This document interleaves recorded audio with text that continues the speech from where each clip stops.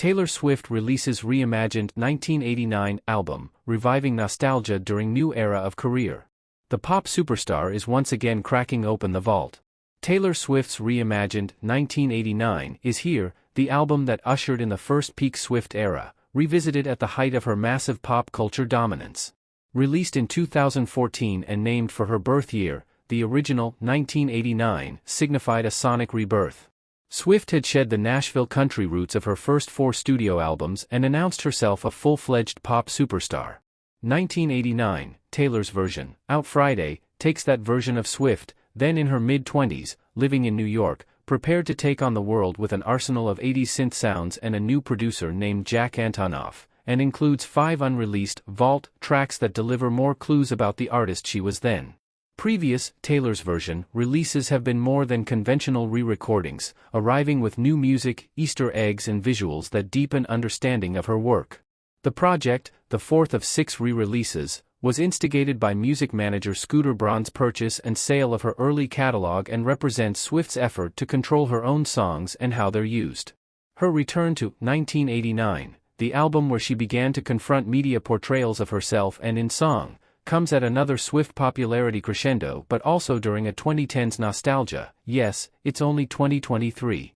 Yes, the nostalgia is real. Here are some key things to consider as 1989 propels the new peak Swift era forward. Opening the vault. Listeners will dive deep into the vault tracks for clues into Swift's mind around 2014. Slut may recall her contentious relationship with the press, which fixated on her alleged romantic relationships and the songs she'd write once they ended. They'll find connections to Out of the Woods on Is It Over Now in the lyrics When You Lost Control / Red Blood, White Snow.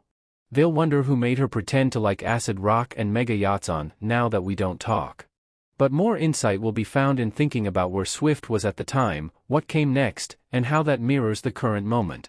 Swift dominated headlines and award show crowd shots in 2014, reaching a point of oversaturation, and leading to her retreat from the public eye prior to the release of her under-celebrated revenge record, 2017's Reputation. With Swift getting similar treatment on NFL broadcasts due to her relationship with Kansas City Chiefs star Travis Kelce, could history repeat itself? Brittany Spanos, senior writer at Rolling Stone, puts it simply, people just get easily sick of anyone who's super famous. And I think that we haven't had a lot of monocultural kind of celeb moments like this in a minute, she says of Swift in 2023. Rebecca Jennings, a senior correspondent at Vox covering social platforms and the creator economy, sees a connection between the 2014 eras as being post-recession and 2023 being post-COVID, a time where Swift succeeds because there's a sort of cultural bouncing back vibe, a time where people want celebratory music. In 2014, that was Swift finding her pop sound with 1989. In 2023, it's becoming the most successful version of herself, and re-releasing 1989 while on the top of her game. From country to pop, a transitional album. It was a huge risk for her to move completely outside of country. There's no country elements on this album whatsoever, says Spanos, who also teaches a course on Swift at New York University's Clive Davis Institute. She says Swift's penchant for pop songwriting is evidenced all the way back on her 2008 sophomore release, Fearless, in tracks like Love Story, but 1989 is her first official, full-length pop project. However, more so than a declarative move into pop, Spanos views 1989 as more in the lineage of the kind of transitional albums teen stars tend to make when they move into adulthood, comparing it to Janet Jackson's Control and Christina Aguilera's Stripped. 1989 is the album where Swift's divorced herself from adolescence. She's moved to NYC, she's working with new people, she's making synth pop. Rachel Brodsky, a music and culture writer who has been covering Swift for well over a decade, points out that Swift's sonic experimentations were earned, and that she very well might be one of the final pop superstars who couldn't come out of the gate playing with genre the way listeners are accustomed to now. She came up in the shadow of the Chicks, where she was told under certain circumstances by her team, like, "You don't want to be the Chicks," Brodsky says of the country music group who were chastised for going against the expectations of their audience. The Chicks, acts like Shania Twain and LeAnn Rimes cracked open the door for Swift to burst open on 1989, she says. And not just as a pop musician, but as someone bucking convention, something Brodsky says artists like Casey Musgraves, Maren Morris, and even Olivia Rodrigo have followed. Engaging with her own celebrity. By the time 1989 rolled around, Swift was no longer writing high school romances and fairy tale narratives. She'd begun engaging with her celebrity reality, inviting Beyoncé and Jay-Z to her birthday party, hanging out with models and other very famous people in a group labeled The Squad in the media. She was also writing songs like Bad Blood, which is about her feud with Katy Perry, says Spanos, a decisive move away from the kind of humility and hometown girl image associated with country Taylor.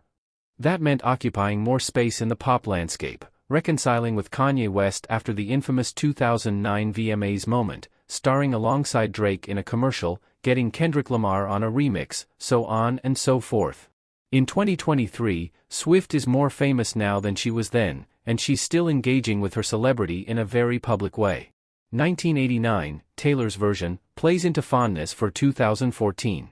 Jennings believes people are nostalgic for the year 2014 and always will be, because it was one of the last online periods before the hypercommodification of social media, which makes 2023 the ideal time for revisiting 1989. There were blogs and Tumblr, and our internet lives were less defined by algorithms. It is looked at as this Edenic time of innocence and purity, she says.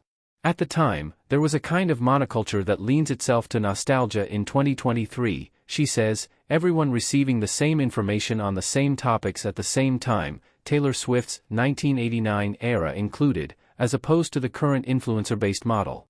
It's worth noting that Swift herself was very active on Tumblr, using the social media platform to find fans to invite to private listening sessions held in her home. Additionally, in the last few months, Swift has been seen dining with very famous friends like Blake Lively, Sophie Turner and Selena Gomez, a return to the language of her squad. By parading out many of the same friends she had during that era that she was also parading about, she's playing into this nostalgia element, argues Jennings. At the time, theories swirled around Swift's assumed romantic relationships. Many believe the song, Style, is about her short relationship with Harry Styles, and in 2023, her latest assumed romance has become a top story again. It's almost like she's method promoting, Spanos jokes. She's leaning into it again. But there's a huge difference in the kind of treatment she's receiving from the public this time around. The press appears to be rooting for her relationship, she says, instead of thinking about the breakup songs it might inspire, warning her male partners and turning Swift into the butt of the joke, as the media was doing in 2014. There's a little bit less of that level of misogyny, Spanos says. So what's next for Swift? The continuation of her Eras tour, which is set to resume on November 9th in Buenos Aires, Argentina. And, of course, 2 more Taylor's version albums.